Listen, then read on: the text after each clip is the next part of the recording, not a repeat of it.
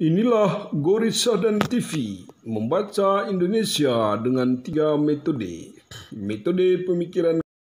Selamat malam kepada pemirsa Gorissa dan TV di seluruh Indonesia. Gorissa dan TV membaca Indonesia dengan 3 metode. Metode pemikiran kritis, metode pemikiran analitis, dan metode pemikiran reflektif.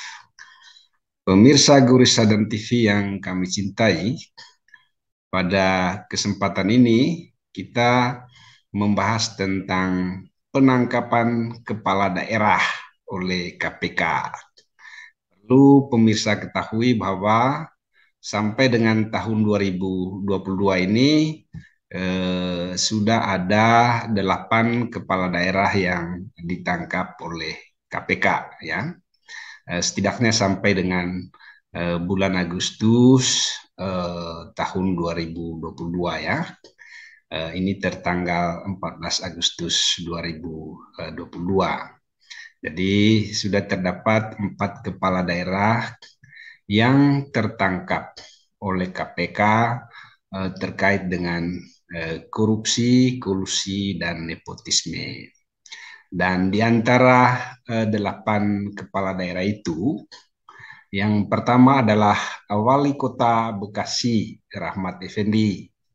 Nah, Rahmat Effendi itu ditangkap oleh KPK pada Rabu 1 Januari 2022.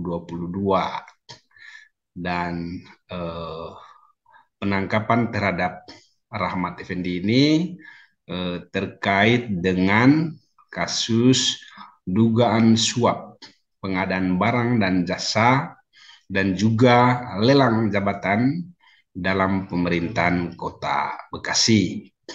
Yang kedua adalah Bupati Penajam Pasir Utara, Abdul Ghafur Masud.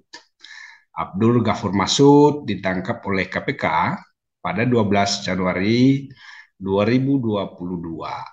KPK melakukan OTT terhadap Bupati nonaktif Penajam Pasir Utara, Abdul Ghafur Masud, yang kemudian ditetapkan sebagai tersangka dalam kasus suap kegiatan pekerjaan pengadaan barang, jasa, dan perizinan di Kabupaten Penajam Pasir Utara. Nah, yang ketiga itu adalah Bupati Langkat, ya. Bupati Langkat namanya adalah Terbit Rencana Perangin-Angin. Nah, Terbit Rencana Perangin-Angin itu ditangkap oleh KPK pada 19 Januari 2022. Penangkapan Bupati Langkat itu disebabkan oleh kasus suap, ya, dan terbit rencana perangin-angin, kemudian itu menyerahkan diri kepada polisi, ya. Kemudian yang keempat adalah penangkapan Bupati Buru Selatan, Tagop Sudarsono. Nah, KPK menangkap mantan Bupati Buru Selatan, Tagop Sudarsono, pada 26 Januari 2022. Tagop Sudarsono ditangkap karena diduga menerima suap terkait dengan gratifikasi hingga melakukan tindakan pidana pencucian uang. Yang kelima adalah Bupati Bogor, Ade Yasin. Bupati Bogor Ade Yasin Munawaroh Yasin atau sering dipanggil Ade Yasin diciduk KPK di dalam operasi tangkap tangan pada 27 April 2022 di rumah dinasnya. Ade Yasin ditangkap terkait dugaan suap Badan Pemeriksa Keuangan atau penyuapan yang dilakukan oleh Ade Yasin kepada BPK Provinsi Jawa Barat, ya. Nah, yang keenam itu adalah penangkapan Wali Kota Ambon, Richard Lohenapesi. Richard Lohenapesi yang pada saat itu menjabat wali kota Ambon, ditangkap KPK pada Mei 2022. Nah, Richard Lohen Napesi ditangkap terkait dugaan menerima suap izin 20 gerai Afamidi pada 2020. Yang ketujuh adalah Wali Kota Yogyakarta Heriadi Suyuti. Nah, Heriadi Suyuti ditangkap oleh KPK pada 2 Juni 2022 ya, pada hari Kamis ya.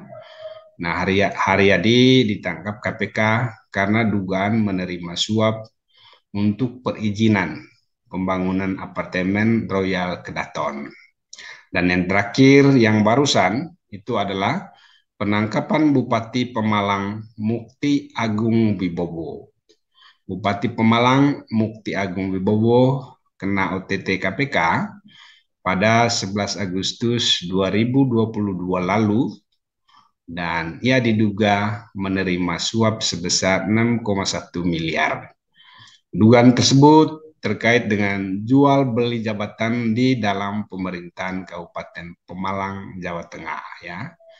Kabupaten Pemalang, Jawa Tengah ini adalah kabupaten di mana gubernurnya saat ini Pak Ganjar itu memperoleh elektabilitas tertinggi dalam survei bakal calon Presiden Republik Indonesia.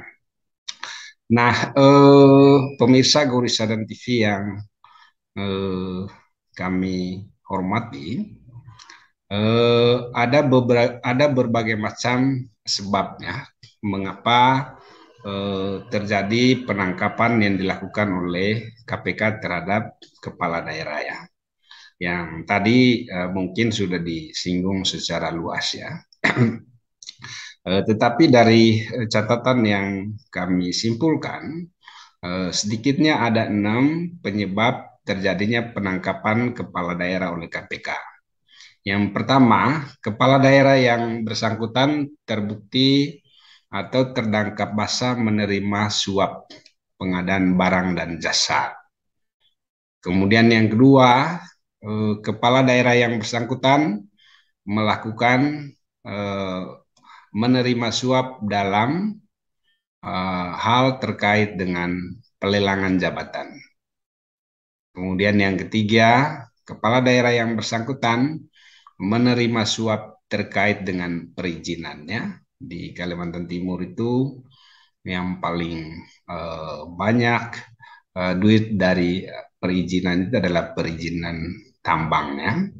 Kemudian yang berikutnya, kepala daerah yang bersangkutan terbukti menerima gratifikasi ya. Gratifikasi ini adalah hadiah atau pemberian barang ya. Bisa dalam berbagai macam bentuk ya. Kemudian yang berikutnya melakukan pencucian uang, dan yang terakhir itu kepala daerah yang bersangkutan terbukti melakukan penyuapan terhadap BPK, Badan Pemeriksa Keuangannya. Nah, untuk pemirsa ketahui bahwa kita mempunyai undang-undang pemerintahan daerah yang secara khusus mengatur larangan bagi kepala daerah untuk melakukan korupsi, kolusi, dan nepotisme ya. Nah, undang-undang pemerintahan daerah ini adalah undang-undang yang terakhir itu adalah Undang-Undang Nomor 23 Tahun 2014 tentang pemerintahan daerah. Nah, di dalam pasal 76 Undang-Undang Pemerintahan Daerah ini dikatakan bahwa kepala daerah dan wakil kepala daerah dilarang. Pertama, membuat keputusan yang secara khusus memberikan keuntungan pribadi, keluarga, kroni, golongan tertentu, atau kelompok politiknya yang bertentangan dengan ketentuan peraturan perundang-undangan. Kemudian yang kedua, membuat kebijakan yang merugikan kepentingan umum dan meresahkan sekelompok masyarakat atau mendiskriminasikan warga negara dan atau golongan masyarakat lain yang bertentangan dengan ketentuan peraturan perundang-undangan. Yang ketiga, menjadi pengurus suatu perusahaan, baik milik swasta maupun milik negara atau daerah, atau pengurus yayasan bidang apapun. Yang keempat, menyalahgunakan wewenang yang menguntungkan diri sendiri dan atau merugikan daerah yang dipimpinnya. Yang kelima, melakukan korupsi, kolusi, dan nepotisme, serta menerima uang, barang, dan atau jasa dari pihak lain yang mempengaruhi keputusan atau tindakan yang akan dilakukan. Dan yang berikutnya, menjadi advokat atau kuasa hukum dalam suatu perkara di pengadilan selain sebagaimana dimaksud dalam pasal 65 ayat 1 dan seterusnya ya. Tetapi intinya bahwa ada satu poin yang secara khusus ya menganjurkan supaya kepala daerah itu tidak melakukan korupsi, kolusi, dan nepotisme ya, yang secara jelas diatur di dalam pasal 76 Undang-Undang Nomor 23 Tahun 2014 tentang Pemerintahan Daerah, poin E ya. Jadi kepala daerah dilarang melakukan korupsi, kolusi, dan nepotisme, serta menerima uang, barang, dan atau jasa dari pihak lain yang mempengaruhi keputusan atau tindakan yang akan dilakukannya. Jadi jelas ya, 8 kepala daerah yang ditangkap oleh KPK melanggar pasal 76 Undang-Undang Pemerintahan Daerah Nomor 23 Tahun 2014 tentang pemerintahan daerah. Nah, tentu saja penangkapan kepala daerah oleh KPK ini tidak bisa dilihat sebagai kisah sukses KPK ya. Tidak juga bisa dilihat sebagai keberhasilan pemerintahan dalam mengendalikan atau mengawasi korupsi, kolusi, dan nepotisme yang terjadi di dalam pemerintahan. Tetapi yang menjadi catatan penting di sini adalah bahwa kasus penangkapan kepala daerah karena keterlibatannya dalam kasus korupsi, kolusi, dan nepotisme itu terjadi karena meluasnya ya politik transaksional yang terjadi di Indonesia mulai tahun 2004 ya, mulai pemilu tahun 2004 atau pilkada 2005 sampai dengan pemilu 2019 atau pilkada terakhir 2020 ya. Nah, maraknya politik transaksional ini disebabkan oleh berbagai macam faktor ya. Jelas bukan faktor high cost demokrasi atau demokrasi berbiaya tinggi ya, karena yang namanya demokrasi itu ya tentu saja biayanya tinggi ya. Tetapi kalau kita mau simplikasi atau membuat satu penjelasan yang lebih sederhana bahwa maraknya politik transaksional ini lebih disebabkan karena tidak efektif dan tidak bekerjanya partai politik dalam fungsinya untuk melakukan rekrutmen dan kaderisasi politik ya. Partai politik misalnya sampai dengan saat ini hanya berperan sebatas sebagai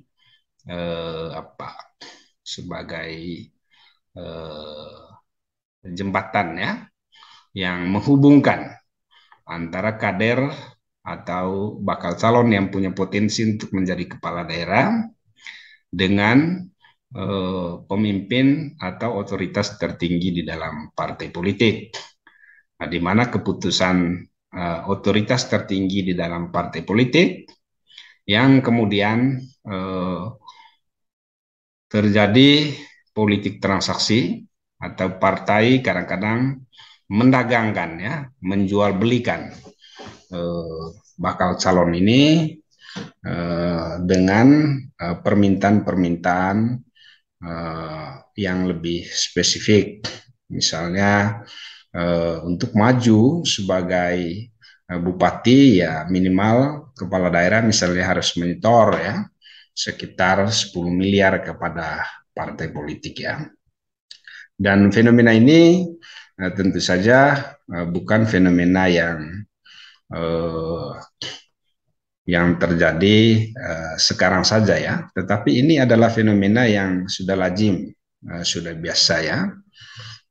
Menteri Dalam Negeri Tito Karnavian pernah mengatakan bahwa untuk maju menjadi calon kepala daerah di Indonesia, minimal setiap calon itu mempunyai uang 10 miliar rupiah. Dan uang 10 miliar rupiah ini juga merupakan uang yang digunakan untuk transaksi-transaksi politik ya. Jadi di samping store yang digunakan untuk biaya kampanye dan lain-lain di partai politik, juga adalah uang yang distorkan kepada pimpinan partai politik ya. Nah untuk itu ada beberapa rekomendasi yang kita berikan, terutama bagaimana meminimalkan terjadinya politik transaksional di Indonesia, atau bagaimana caranya mengatasi supaya semakin berkurang kepala daerah yang ditangkap oleh KPK karena terlibat di dalam kasus korupsi, kolusi, dan nepotisme ya. Nah, jika Bapak Ibu sebelumnya sudah mengenal berbagai macam terma atau istilah yang sangat keren, misalnya terkait dengan reformasi birokrasi, dan ini sudah banyak yang mengolok-olok ya tentang reformasi birokrasi ini ya. Teman saya Jerry Sumampau baru-baru pernah mengatakan bahwa semakin birokrasi itu direformasi, semakin banyak korupsinya, semakin banyak aktor yang lihai dalam melakukan korupsi ya. Karena itu catatan penting kita bukan melakukan reformasi birokrasi, tetapi memperbaiki pola rekrutmen dan kaderisasi di partai politik ya. Jadi partai politik itu jangan hanya melakukan rekrutmen dan kaderisasi menjelang pemilu saja. Jadi mungkin 5 tahun sebelum pemilu atau sebelum pemilihan kepala daerah, partai politik harus melakukan rekrutmen dan kaderisasi ya. Dan rekrutmen ini harus dilakukan secara sistematis, kemudian ada kurikulumnya, kemudian rekrutmen kepada calon kepala daerah itu dilakukan secara terbuka ya. Jadi tidak tertutup, terbatas kepada orang-orang di partai saja. Karena bagaimanapun kualitas kader di internal partai selama ini dan yang kita harapkan menjadi taruhan untuk berkontestasi di Pilpres misalnya, atau juga di dalam pemilu kepala daerah, di dalam pilkada, itu masih kurang berkualitas dibandingkan dengan mereka-mereka yang berasal dari NGO atau yang berasal dari dunia bisnis ya, sehingga kemudian ya, karena keterbatasan kader di dalam partai untuk menjadi presiden, untuk menjadi kepala daerah, maka kemudian partai itu hanya dijadikan sebagai kuda tunggangan ya. Partai hanya dijadikan sebagai instrumen, sebagai alat perjuangan ya. Jadi partai tidak menjadi basis dari gerakan politik, gerakan kader, dan gerakan rekrutmen yang lebih berkualitas ya. Nah, kemudian yang kedua, partai perlu segera melakukan ideologisasi ya, atau penguatan gagasan, kemudian visi misi dari setiap kader yang sudah direkrut oleh partai, kemudian diberikan panduan ya, panduan khususnya yang secara jelas itu adalah pengenalan terkait dengan undang-undang pemerintahan daerah ya. Misalnya setiap kepala daerah itu diberitahu, calon kepala daerah itu diberitahu bahwa ada loh undang-undang pemerintahan daerah yang melarang kepala daerah untuk melakukan korupsi. Dan ideologisasi itu menyangkut juga bagaimana supaya perilaku dan tindakan kader itu diperkuat oleh nilai, gagasan, dan juga moral yang dimiliki oleh partai politik. Sehingga setiap pimpinan partai itu perlu memberikan warningnya. Misalnya salah satu warning itu adalah kader yang melakukan korupsi akan bersentuhan dengan hukum. Dan setiap kader yang melakukan korupsi, partai tidak akan melindunginya. Dan partai sama sekali tidak bertanggung jawab kepada kader yang melakukan korupsi. Sehingga kemudian kader yang melakukan korupsi itu ya itu berarti dia melakukan perlawanan terhadap ideologi partai, melakukan perlawanan terhadap ajaran partai, melakukan perlawanan terhadap warning-warning yang sudah dikeluarkan oleh partai politik. Tetapi kalau tidak ada ideologisasi, tidak ada rekrutmen yang dilakukan secara terbuka, maka kemudian itu sama saja memberi peluang kepada bakal calon kepala daerah yang direkrut oleh partai untuk menjadi calon koruptor. Demikian saja pemirsa Gurisadan TV yang kami cintai. Jika Anda suka dengan video ini, jangan lupa like, subscribe, dan komen ya. Kirimkan juga ke teman yang Anda cintai atau bagikan ke mereka yang menginginkan tata kelola pemerintahan yang semakin baik. Selamat malam, salam hangat dari Studio Gurisadan TV.